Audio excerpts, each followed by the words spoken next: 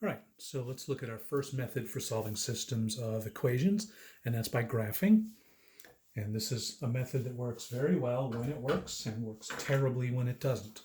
And when I think it works best is when we have our equations in a real easy to graph form, like specifically y equals and then everything else mx plus b over on the other side.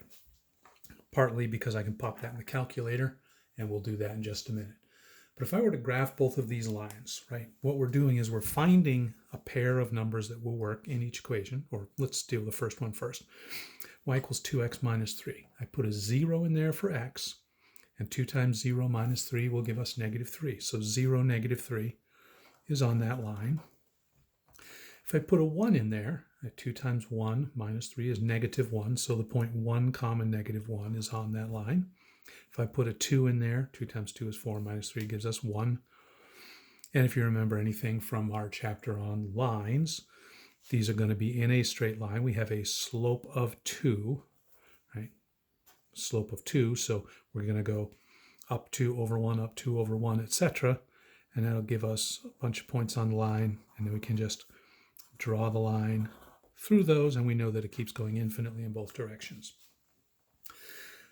Then we look at the other one, 12 minus x. That's going to start with a y-coordinate of 12, 2, 4, 6, 8, 10, 12. And it's got a slope of negative 1, so it's going to decrease by 1 every time we go over 1. So we've got a line that goes through those points. And the one line, or the one point that is on both of these lines, that's where the lines intersect, and that's the solution to our system.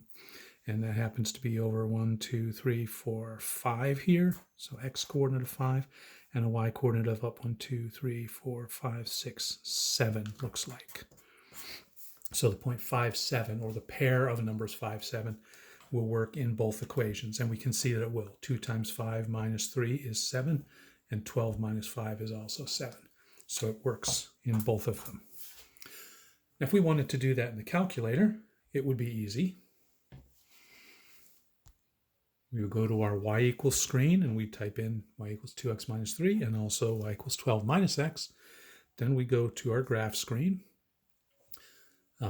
still in a window from an application. So I'll zoom 6 to get back to our regular screen. And any problem that I'm going to give you or ask you to solve by graphing, you want to be on this home screen here. And then these keystrokes I've covered many times in class. Second, trace, 5, enter, enter, enter. And since there's only one point of intersection, that's the one it'll find, and it give us the coordinates right down there, 5, 7. Okay, so you're welcome to use technology to solve these. You're welcome to do them out by hand. Choice is yours. Do one more real quickly. Put this one here, y equals 5 minus 2x. So I would put 5 minus 2x in for y1, and then x plus 11 in for y2. Go to the graph screen.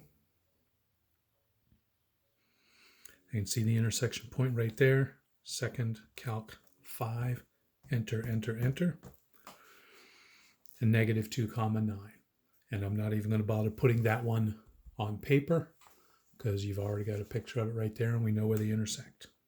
And that's it for solving by graphing. It's, as I said, it's good when it works, when these numbers are nice, or when you can deal with negative or nasty decimals. But it works best when you've got the lines in this form because they're easy to graph. And if I'm going to give you one on a test, that's how it's going to be later.